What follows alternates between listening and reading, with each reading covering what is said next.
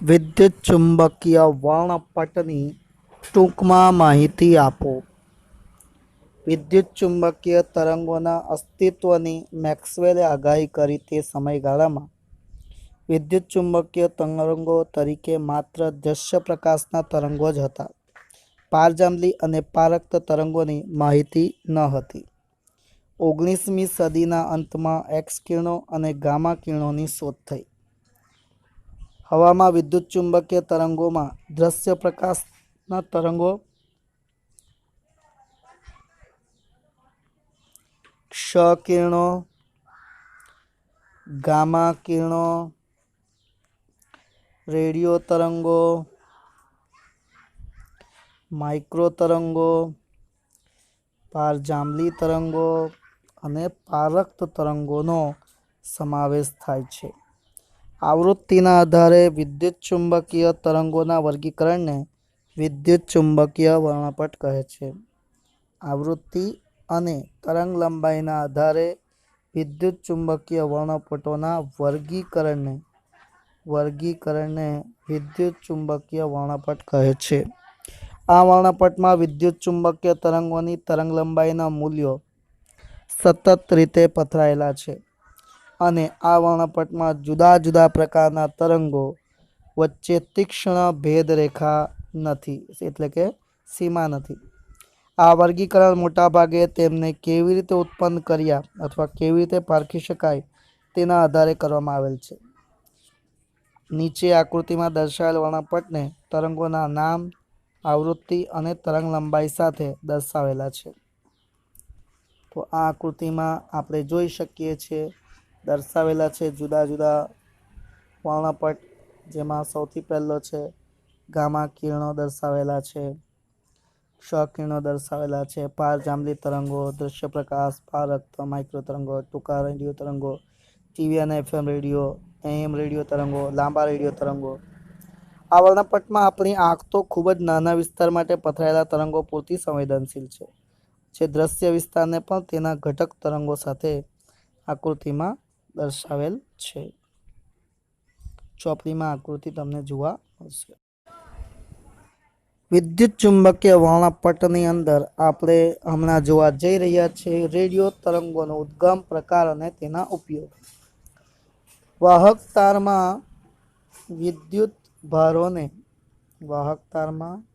વિદ્યુત ભારોને ગતિ કરાવીને રેડિયો તરંગો ઉત્પન્ન કરવામાં આવે છે. કેવી રીતે? વાહક તારમાં વિદ્યુત ભારને ગતિ કરાવીને. આની આવૃત્તિ 500 કિલોહર્ટ્ઝથી 1000 કિલોહર્ટ્ઝની હોય છે અને તેનો ઉપયોગ શેમાં થઈ શકે છે? તો એએમ એટલે એમ્પ્લિટ્યુડ મોડ્યુલેશનમાં, કે જેમાં 530 કિલોહર્ટ્ઝથી 1710 કિલોહર્ટ્ઝની આવૃત્તિ હોય છે. પછી એસડબલ્યુ એટલે શોર્ટવેવમાં, કે જેમાં તેની આવૃત્તિ 54 મેગાહર્ટ્ઝ સુધીની ઊંચી આવૃત્તિ અને નાની તરંગ લંબાઈ માટે વપરાય છે. ટીવી માટે ટીવીના તરંગો, કે જે 54 મેગાહર્ટ્ઝથી 890 મેગાહર્ટ્ઝ સુધી વચ્ચેના હોય છે. એફએમ ફ્રીક્વન્સી મોડ્યુલેશન, તે જે 88 મેગાહર્ટ્ઝથી 108 મેગાહર્ટ્ઝની આવૃત્તિ સુધી વિસ્તરેલા હોય છે. Mobile phone ultra high frequency, જે ખૂબ ઊંચી આવૃત્તિના ઉદ્ગમોની ધ્વનિ અવાજનું પ્રસારણ કરવા માટે વપરાય છે. માઇક્રોવેવ તરંગોના ઉદ્ગમ અને તેના ઉપયોગ લખો. આ તરંગો ચોક્કસ પ્રકારની શૂન્ય અવકાશી ટ્યુબ જેવી કે ક્લિસ્ટ્રોન, મેગ્નેટ્રોન અને ઘન ડાયોડની મદદથી ઉત્પન્ન કરાય છે. માઇક્રો તરંગોની આવૃત્તિનો ગાળો 0.3 ગીગાહર્ટ્ઝથી 300 ગીગાહર્ટ્ઝની વચ્ચે હોય છે. તે ટૂંકી તરંગ લંબાઈ ધરાવતા રેડિયો તરંગો છે. નંબર 1, તેનો ઉપયોગ. ટૂંકી તરંગ લંબાઈના કારણે તેનો ઉપયોગ એરોપ્લેનની દિશાના નિયંત્રણ માટે, લડાકુ વિમાન, જળ પરિવહન, સેટેલાઇટમાં દિશાના નિયંત્રણ માટે, રડાર, બોલની ઝડપ એટલે કે ક્રિકેટ અને ટેનિસમાં જે સ્પીડ બતાવે છે તેમાં, વાહનની ઝડપ શોધવા માટે, સ્પીડ ગન્સમાં, માઇક્રોવેવ ઓવનમાં, આમાં માઇક્રોવેવ તરંગોનો ઉપયોગ થાય છે. આવા માઇક્રોવેવ ઓવનની અંદર આવૃત્તિથી પાણીના અણુઓની અનુનાદીય આવૃત્તિ સાથે મેળવેલ હોવાથી તરંગની ઉર્જા પાણીના અણુઓની ગતિ ઉર્જા સ્વરૂપે રૂપાંતરિત થાય છે, જેના લીધે પાણી ધરાવતા ખોરાકનું તાપમાન વધારી શકાય. ઘરેલું માઇક્રોવેવ ઓવન 0.915 ગીગાહર્ટ્ઝથી 2.54 ગીગાહર્ટ્ઝ આવૃત્તિનો ઉપયોગ ખોરાક રાંધવા માટે પણ કરી શકાય છે. પારક્ત તરંગોનો ઉદ્ગમ અને તેના ઉપયોગો લખો. પારક્ત તરંગો ગરમ પદાર્થ અને ગરમ અણુઓ દ્વારા ઉત્પન્ન થાય છે. એલઈડી પણ પારક્ત તરંગોનું ઉત્સર્જન કરે છે. માઇક્રોવેવ દ્રશ્ય પ્રકાશના વિસ્તારની વચ્ચે આવેલા હોય છે. એટલે કે પારક તરંગો માઇક્રોવેવ અને દ્રશ્ય પ્રકાશના વિસ્તારની વચ્ચે આવેલા છે. પારક તરંગોને ઉષ્મા તરંગો પણ કહે છે. આ તરંગોને ઉષ્મા તરંગો કહેવાનું કારણ શું છે? તેનું કારણ એ છે કે મોટા ભાગના દ્રવ્યમાં રહેલા પાણીના અણુઓ CO2, NH3 જેવા વાયુઓ પારક તરંગોનું શોષણ કરે છે.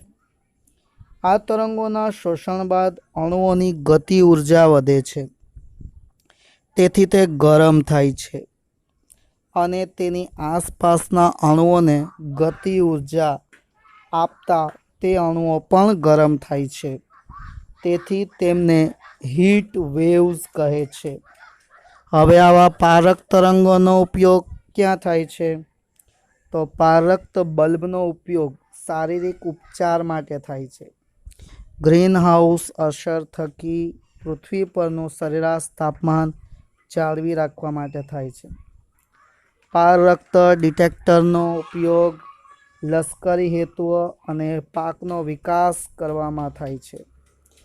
એલઈડી જે પારક તરંગોનું ઉત્સર્જન કરે છે નો ઉપયોગ ઘર વપરાશની ઇલેક્ટ્રોનિક વસ્તુઓ જેવી કે ટીવી, વિડીયો રેકોર્ડર, હાઈફાઈ તંત્રોમાં રિમોટ સ્વિચમાં પણ તેનો ઉપયોગ થાય છે.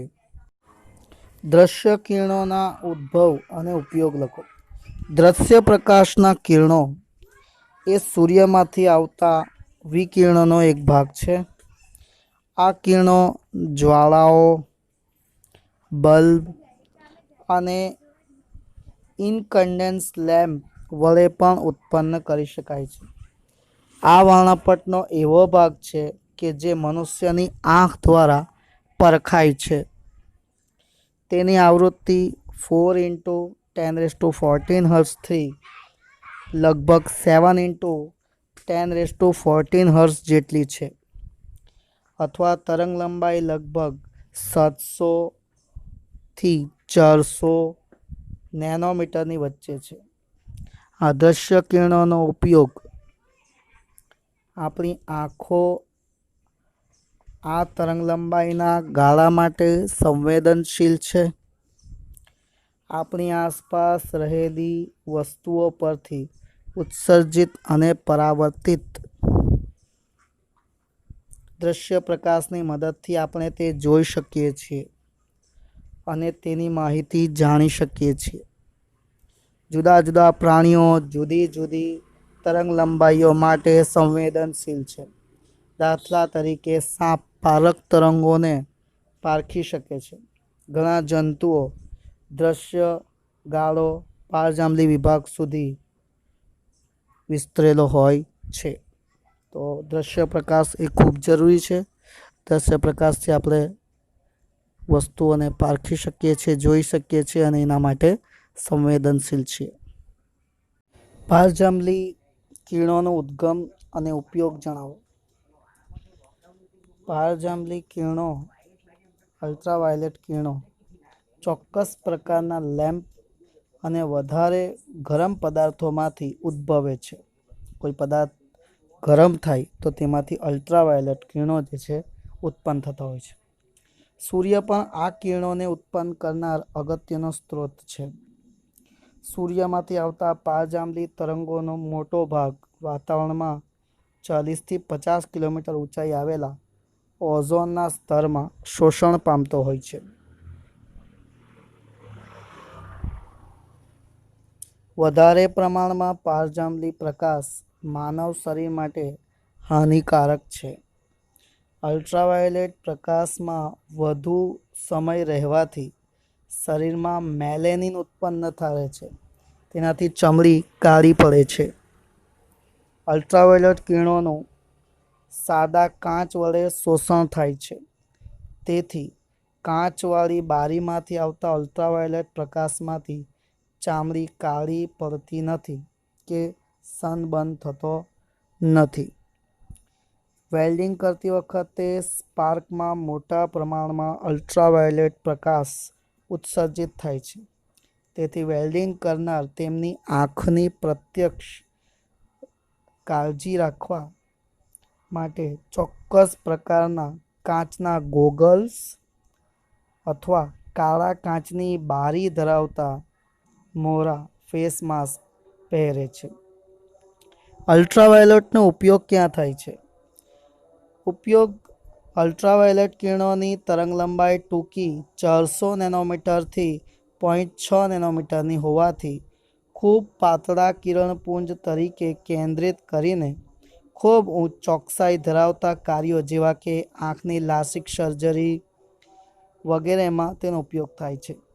પાણીને શુદ્ધ કરવાના ઉપકરણમાં અલ્ટ્રાવાયોલેટનો ઉપયોગ જંતુનાશક તરીકે થાય છે. ઓઝોન સ્તર વાતાવરણમાં સુરક્ષા કવચનું કામ કરે છે અને અમુક વિસ્તારમાં ઓઝોનનું સ્તર ઘટાડતા વાયુઓ જેવા કે ક્લોરોફ્લોરોકાર્બન CFC ક્રિયોન આંતરરાષ્ટ્રીય ચર્ચાનો વિષય છે. એટલે અલ્ટ્રાવાયોલેટ કિરણો જે છે આપણને નુકસાન કરે છે, પરંતુ કેટલીક સંજોગોમાં તેનો આપણે ઉપયોગ બી કરીએ છીએ. ક્ષ-કિરણોનો ઉદ્ગમ અને તેના ઉપયોગો લખો. ક્ષ-કિરણો ખૂબ ઊંચા ઉર્જા ધરાવતા ઇલેક્ટ્રોનને ધાતુના લક્ષ્ય પર પ્રતાડિત કરીને ક્ષ-કિરણો ઉત્સર્જિત કરવામાં આવે છે. વિદ્યુત ચુંબકીય વર્ણપટમાં પારજાંબલી કિરણો અને ગામા કિરણોની વચ્ચેના વિસ્તારમાં તે જોવા મળે છે. તેની તરંગલંબાઈ 10⁻8 મીટરથી એટલે કે 10 નેનોમીટરથી 10⁻13 મીટર 10⁻4 નેનોમીટર સુધીની છે.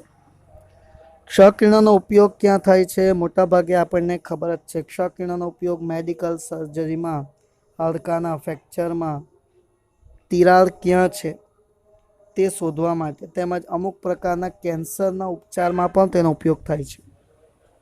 ક્ષ-કિરણો જીવિત માંસપેશીઓને નુકસાન કે નાશ કરી શકતા હોવાથી તેને વધુ પડતો અને બિનજરૂરી ઉપયોગ ટાળવો જોઈએ. આમ ક્ષ-કિરણોનો ઉપયોગ આપણે વ્યવહારુ જીવનમાં બી કરીએ છીએ. ગામા કિરણોનો ઉદ્ગમ અને તેના ઉપયોગો જણાવો.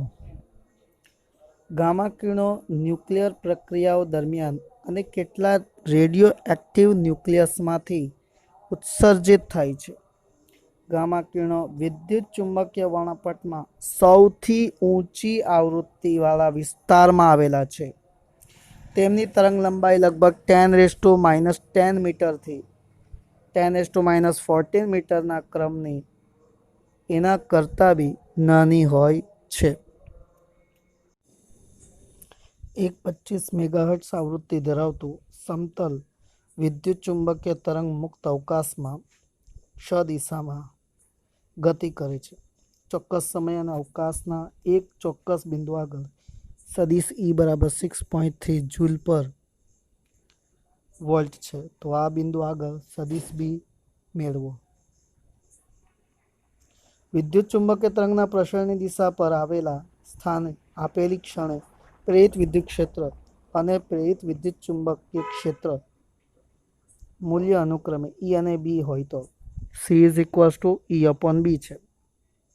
તો B બરાબર E/C. E આપણને આપેલું છે 6.3 અને C ની કિંમત 3 × 10⁸ મૂકીએ તો ચુંબકીય ક્ષેત્ર Bનું મહત્તમ મૂલ્ય 2.1 × 10⁻8 ટેસ્લા થાય. હવે દિશાની વાત કરીએ તો વિદ્યુત ચુંબકીય તરંગના પ્રસરણની દિશા સદિશ E ક્રોસ સદિશ B ની દિશા છે. એટલે J ક્રોસ સદિશ B ની દિશા તો तो बीनी सीधी दिशा ए केनी दिशा एटले z अक्षनी दिशा बनशे। तो अंतिम जवाब आपणो सदिश बी बराबर बी के कैप एटले के 2.1 × 10⁻⁸ के कैप टेस्ला जेटलो थशे। उदाहरण 8.3 एक्स धन एक्स दिशा में प्रसरता एक समतल विद्युत चुंबकीय तरंग में चुंबकीय क्षेत्र BY 2 × 10⁻⁷ sin 0.5 × 10⁻³ x plus 1.5 × 10⁻11 t Tesla है। तो तरंगनी तरंग लंबाई और आवृत्ति केटली हशे विद्युत क्षेत्र माटेनुं समीकरण मेळवो।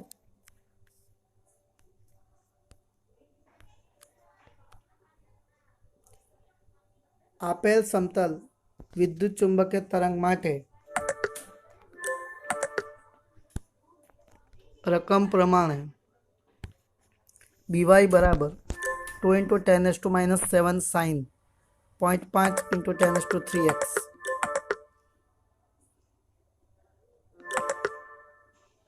टेस्ला है। तो समीकरण नंबर 1 कहिए उपरोक्त समीकरण में B0 ए 2 × 10⁻⁷ टेस्ला है, के 0.5 × 10⁻³ रेडियन पर मीटर है और ओमेगा 1.5 × 10⁻11 रेडियन पर सेकंड है। तो समीकरण 3 पर 2 पाई लैम्बडा बराबर 0.5 × 10⁻³ तो lambda is equal to 2 × 3.14 upon 0.5 × 10⁻³ तो 1.256 × 10⁻² मीटर थशे। समीकरण 4 पर 2 पाई न्यू बराबर 1.5 × 10⁻11 थाय तो फ्रीक्वन्सी न्यू 1.5 × 10⁻11 by 2 × 3.14 तो ते लगभग 2.388 × 10⁻10 हर्ट्ज थशे। अहीं तरंग लंबाई और आवृत्तिना मूल्यों मांग्या छे, तेथी आ मूल्यों एसआई एकम पद्धति में 1600 तो पण चालशे। तेथी उपरोक्त जवाब में लैम्बडानुं मूल्य मीटर में और न्यूनुं मूल्य फ्रीक्वन्सी हर्ट्ज में है। जो रकम लैम्बडानुं मूल्य सेंटीमीटर में मांगे और न्यूनुं मूल्य गीगाहर्ट्ज में मांगे तो लैम्बडा केटलो मळशे 1.256 × 10⁻² मीटर एटले के 1.256 सेंटीमीटर और न्यू जे छे ते 23.88 10⁻9 करिए तो 23.88 गीगाहर्ट्ज थशे। हवे एनुं समीकरण मेळववानुं छे तो ते माटे आपणे लईए तो विद्युत चुंबकीय तरंग में विद्युत क्षेत्र और चुंबकीय क्षेत्रना दोलनों कंपविस्तार अनुक्रमे E0 और B0 होय तो सूत्र अनुसार C is equal to E0 by B0 तो E0 बराबर B0 × C तो B0 2 × 10⁻⁷ है और C की कीमत 3 × 10⁸ तो E0 बराबर 60 वोल्ट पर मीटर थशे। अहीं चुंबकीय क्षेत्रना दोलनो y अक्ष पर थाय छे और आपेलू विद्युत चुंबकीय तरंग x अक्ष पर प्रसरे छे। तेथी विद्युत क्षेत्रना दोलनो आ बंने अक्षोने लंब एवी अक्ष पर एटले के z अक्ष पर ज थता होवा जोईए। तेथी विद्युत क्षेत्रनुं मांगेलुं समीकरण E = EZ बराबर E0 sin kS plus omega t तो EZ बराबर 60 sin 0.5 × 10⁻³ प्लस 1.5 × 10⁻11 × t वोल्ट पर मीटर। सदिश स्वरूपे दर्शावीए तो सदिश E बराबर 60 sin 0.5 × 10⁻³ प्लस 1.5 × 10⁻11 t के कैप वोल्ट पर मीटर जेटलो थशे। आम आपणा समीकरणना बंने जवाब आवी गया है। तो आपणे तरंग लंबाई और आवृत्ति शोधी और सदिश ईनु सूत्र पण आपणे लखी दीधेल छे। 18 वोल्ट पर सेंटीमीटर स्क्वेर जेटलो ऊर्जा फ्लक्स धरावता प्रकाश एक अपरावर्तनीय सपाटी पर लंबरूपे आपात थाय छे। जो आ सपाटीनुं क्षेत्रफळ 20 सेंटीमीटर स्क्वेर होय तो 30 मिनिट जेटला समयगाळा माटे सपाटी पर लागतो सरेराश बळ केटलो थशे? टी समय में आपेल सपाटी ने लंब रूपे मळतुं वेगमान p होय तो ते सपाटी माटे लंब रूपे लागतुं बळ F = P/T थशे। तो ऊर्जा फ्लक्स गुण્યા क्षेत्रफल गुण્યા समय करिए तो आपात थती ऊर्जा मळशे। तो आपात थती ऊर्जा 18 वोल्ट पर सेंटीमीटर स्क्वेर है, क्षेत्रफल 20 सेंटीमीटर स्क्वेर और समय 1800 सेकंड है। तो आपने ऊर्जा मळशे 6.48 × 10⁵ जूल। आपेल संपूर्ण अपरावर्तक एटले के संपूर्ण शोषक सपाटी माटे पी जे छे U/C थाय। तो 6.48 × 10⁵ भाग्या प्रकाशनी झड़प 3 × 10⁸ 2.16 × 10⁻³ kg × मीटर पर सेकंड थाय। तो F बराबर U/CT करिए तो आपेल विकिरणनी तीव्रता I होय तो I बराबर U/A × T, तो U बराबर IAT थशे। तो F केटलू थई जशे समीकरण 2 અને 3 परथी F बराबर IAT/C × T थशे। तो F बराबर IA/C थाय। तो F बराबर 18 × 10⁴, A बराबर 20 × 10⁻⁴ અને C ની કિંમત તો ખબર જ છે 3 × 10⁸। તો फोर्स 1.2 × 10⁻6 ન્યૂટન થશે। રકમમાં છેલ્લે પૂછેલા પ્રશ્ન પ્રમાણે જો આપેલ સપાટી સંપૂર્ણ પરાવર્તક તરીકે વર્તે ત્યારે સપાટી પર લંબરૂપે લાગતું બળ ઉપરોક્ત બળ કરતાં બમણું બને છે, કારણ કે આ કિસ્સામાં સપાટીને મળતું વેગમાન 2u/c થાય એટલે કે ડબલ થઈ જશે। જો સંપૂર્ણ પરાવર્તક હોય તો 2.4 × 10⁻6 ન્યૂટન જેટલું થશે। 100 વોટના બલ્બમાંથી નીકળતા વિકિરણથી 3 મીટર दूर उद्भवता विद्युत और चुंबकीय क्षेत्र गणो। बल्बनी कार्यक्षमता 2.5% है और ते बिंदुवत उद्गम है तेम धारो। आपेल बल्बनी कार्यक्षमता 2.5% होवाथी तेमांथी उत्सर्जाता विकिरणनो पावर ए विद्युतीय पावरना 2.5% थाय एटले 100 × 2.5% एटले 2.5/100 एटले 2.5 वोट थशे।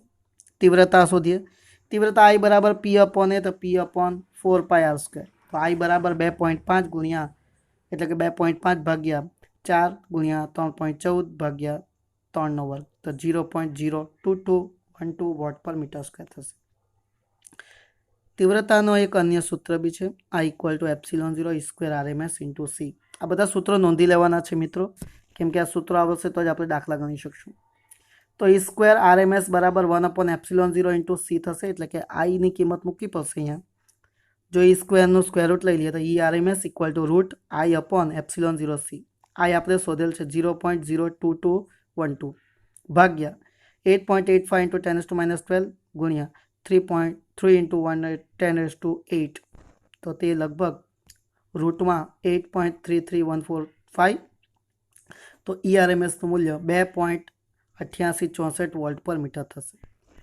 चलो आगळ बीजुं बी आपणे शोधवानुं छे तो एना माटे बी शोधवा माटे I નું સૂત્ર B² RMS/μ0। તો B² RMS = I μ0/c થશે।